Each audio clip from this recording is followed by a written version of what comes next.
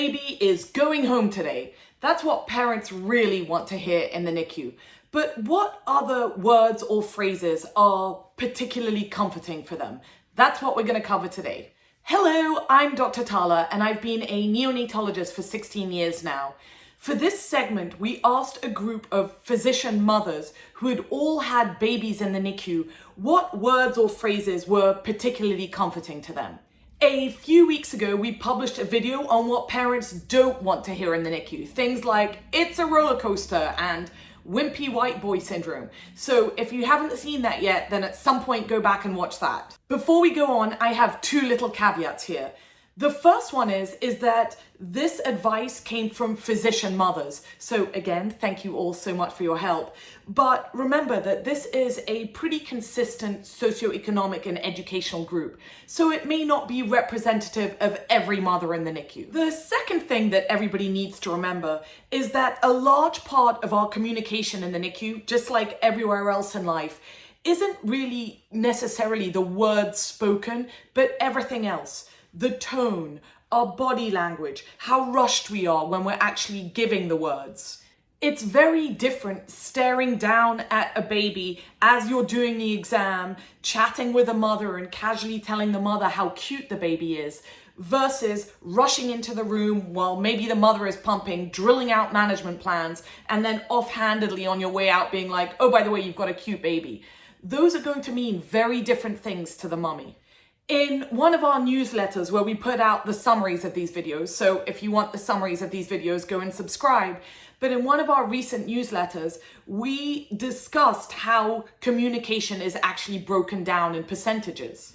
According to one highly cited researcher, only about 7% of communication is verbal. The rest of it is non-verbal and your tone, so things like your body language. So we should really be thinking about that when we're actually communicating with families, to slow down, give positive body language, to take the time to meet them where they are. It's not just the words. Right, let's start. The only other slight caveat is I made up some of the actual phrases or words based on the overall gestalt of what the parents wanted to hear. So not every sentence is a direct quote from one of the physician mummies. 1.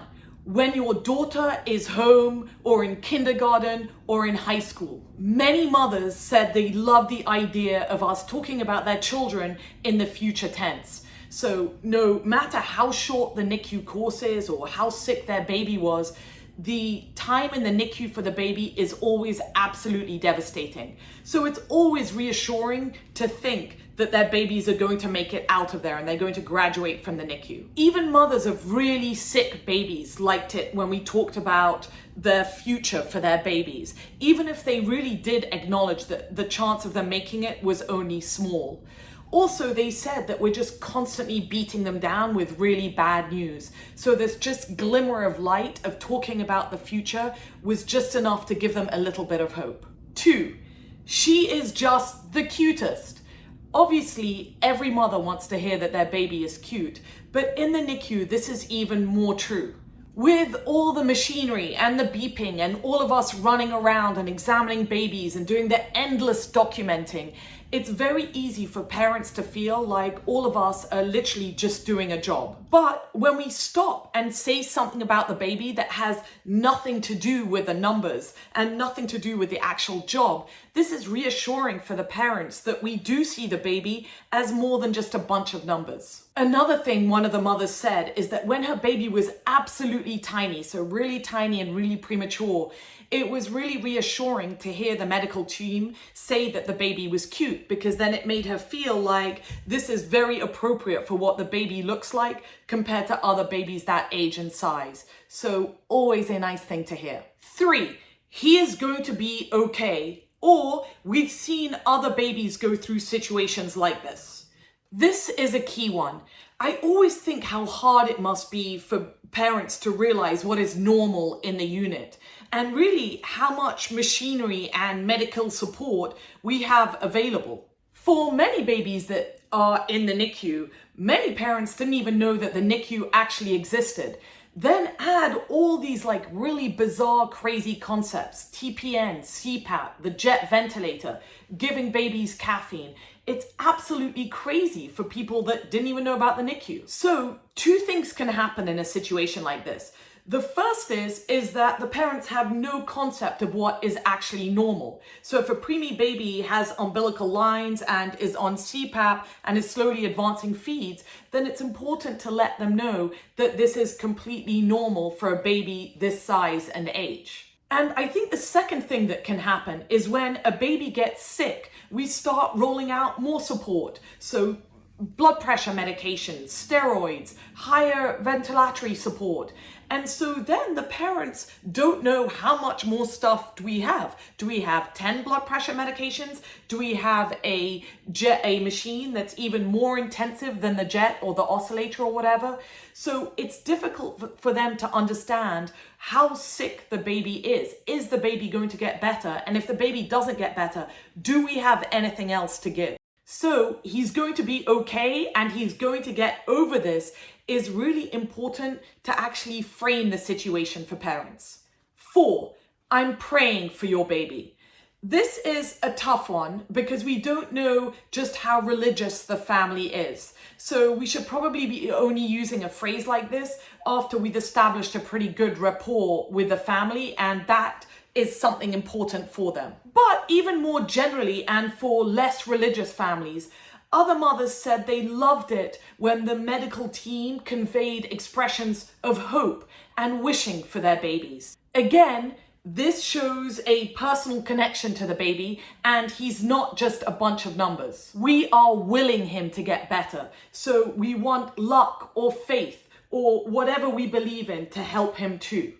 The concept of hope came up several times, and even though there wasn't a specific phrase that the mothers liked that we used, this concept of fostering and emphasizing hope came up multiple times. This is tough, drawing the line between providing hope, but also delivering bad news and conveying potential outcomes. I know that I'm definitely in the camp of sunshine doctor. I want the baby so much to get better that I'm so hopeful for them.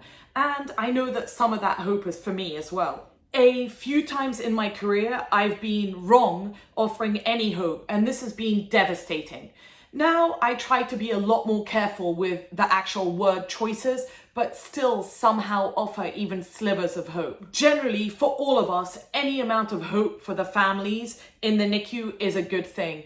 And honestly, it's such an important concept in the NICU that it really deserves its own lecture. So we'll get around to that at some point. 5, it's the weekend, but it's just a regular day for us. We're here, you're here, let's keep this going.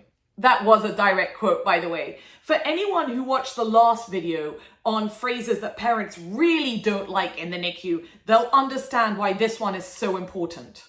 Parents obviously want the best care for their babies, but as you all know, sometimes that best care does mean letting them feed and grow in peace and not doing a bunch of tests or surgeries or consultants coming in or whatever. So it's important to frame this to families that we are allowing them to heal, we are still taking care of them, even if we aren't going into a billion other testing or whatever. 6, she's a feisty one, or she's always trying to pull her NG out. One mother said that her favorite things to hear was anything about her little girl's personality or habits. The author acknowledged that we may be saying the same thing or similar things to all the mothers because there's really not a lot of stuff that newborn babies do. But still, every time that somebody said it, it made her feel that her baby was special and cared for and that the team saw her baby as an individual. Another mother said that she felt like the nurses were really paying attention when they brought up characteristics of her baby. So for example, the baby's beautiful highlighted type blonde hair or the little outfit that the baby was wearing that day. One mother said that a nurse always called the diapers pants as if they were getting the baby dressed every day, and she loved that as well. 7, you guys are doing great, or keep up the good work. any reassurance to the parents is fantastic. One mother said that these statements are so easy to say and they felt so good, they don't even really need to be backed up with anything else. They're so welcome though, as one mother said, when mum guilt is so strong. Again, for a lot of these mothers, it's the first time in the NICU. They have no idea what a normal schedule is like, or what we expect of them, or what they really should be doing. And another reminder, parents in the NICU go online a lot, and a lot of that information they're seeing are personal blogs or personal viewpoints. And I always say this to parents, normally when you're reading somebody's viewpoint, you're pretty much going to be getting an extreme idea of what's going on. This could be a medical extreme, so the baby's doing really, really badly or really, really well, or just written by a mother who has basically made being a NICU mom her entire existence. So is the person that is setting everything up, that is there 24/7, that's setting up mothers groups, that's telling everybody exactly how they should feel and how they should act in the NICU. That's very, very hard for the majority of mummies. So it's hard for a lot of mothers to gauge exactly where they come in or what they should be doing, which is where we come in. Reassure them that what they're doing is fantastic. 8, he's doing so well because you're providing your breast milk. Pumping for mothers can feel like a full-time job when they're in the NICU, especially if their milk supply is really low. So it's always fantastic when the medical team praises the mother for doing so well with the pumping.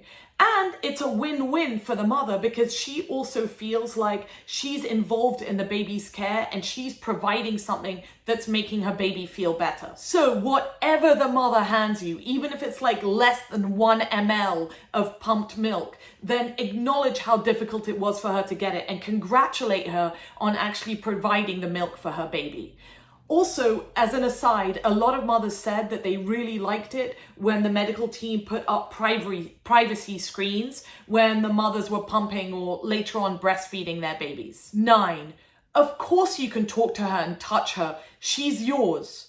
Mothers said that this was a particularly important statement, especially after the babies were first born and they were whisked off to this whole new world that the mothers didn't realize how much they should be a part of. Another mother said, reminding me it's my baby, and even when I couldn't pick them up because of medical problems, telling me and showing me ways I could interact and actually feel like a parent was life-saving. Other mothers loved hearing repeatedly that it was their baby, and so they could help make decisions on their babies. Mothers loved being there in rounds and being asked in rounds whether they had any comments or concerns, and generally being involved with the medical decision-making process. So basically, the more we can emphasize parental involvement, the better it is for everybody. Because remember, at the end of the day, even though we're taking care of the babies and we grow extremely attached to them, at the end of the day, we're not the parent. 10, she's her own boss, or he's following his own curve. Look, it's very natural for mothers to compare their children to other children. This is going to be especially true in the NICU. So a baby right across from their baby gets extubated first, or a baby goes home before your baby goes home. Obviously, this is all going to hurt a little bit for the mother of the baby. So we just have to remind them that all babies develop at different rates. And even though they develop at different rates, a lot of that doesn't have any bearing on how the baby's outcomes are going to be like in the future. 11, babies are very resilient and most of them do very well in the future. One mother said she heard this 1,000,000 times and she was comforted by it 1,000,000 times. Like I keep saying, this is such a new world for most of the parents. So if you have a baby on the jet for 3 weeks, is that par for the course? Obviously, an adult on the jet for 3 weeks would be really, really bad. That would automatically buy them a trach for a start. One of the mothers who is a doctor in the adult world said it was great when people explained that things that are pretty bad in the adult world, so TPN, ventilators, CPAP, PICC lines are all pretty standard in the preemie growing world. Even things like G-tubes, she said, take on a very different connotation in the premature world versus in the adult world. Remember, that's a lot of what these parents are comparing their little babies to. They're comparing them to sick adults they know, because that's probably the medicine that they've been aware of in the past. So it's always reassuring to tell them that this is part of the course. One of the things that I do with mummies is that I always point out to them how breathing is so different in babies, especially premature babies versus adults. Babies' lungs and chest walls are a lot more elastic than older kids. And at baseline, they breathe faster. But on top of that, they're capable of breathing fast and deep for a long time without going into failure. So I always point that out to them when they see their little baby huffing and puffing away. 12. It's okay not to be here every day constantly, and it's more than okay to make sure that you're taking care of your other kids. Again, this should be done in a really gentle way, and in no way inferring that the mother is in any way not prioritizing her baby in the NICU. And in no way that we're babysitting for their baby. So if you have more questions about this, go watch the last video, how this can be a very difficult situation for parents. When done correctly though, mothers really like gentle reminders to take care of themselves, to make sure that they sleep and eat and drink and take care of the rest of their family. This can be framed in a way that we emphasize that mothers need to take care of themselves to have the energy to take care of anybody else, including their baby in the NICU. As they always say, put your oxygen mask on first. And 13, I've run out of fingers. This isn't really a phrase, but just the sentiment of many mothers. That when they loved it when the medical team just spent time properly explaining exactly what was going on. Again, remember, these are physician mothers who obviously already had a fantastic medical background and wanted the gaps all filled in. But this is true of everybody. I will say that no matter anybody's education or level of understanding in the NICU, everybody wants to understand what's going on. Everybody wants the answers and all the information that there is available. So it is really important that we explain these things and we also meet people where they are. I think we often really underestimate what families and parents and mummies and aunties and grandparents are actually capable of absorbing information-wise. I always joke that by the end of a long stay, most people could probably wing it as a neonatologist at some point. Well, I hope you found that really helpful. What else would you add? Please let us know in the comments. In the meantime, if you reach this far, please like this video, subscribe to the channel if you're interested in neonatal education, and join our newsletter if you want the PDF summary of this video. Again, thanks so much for being here.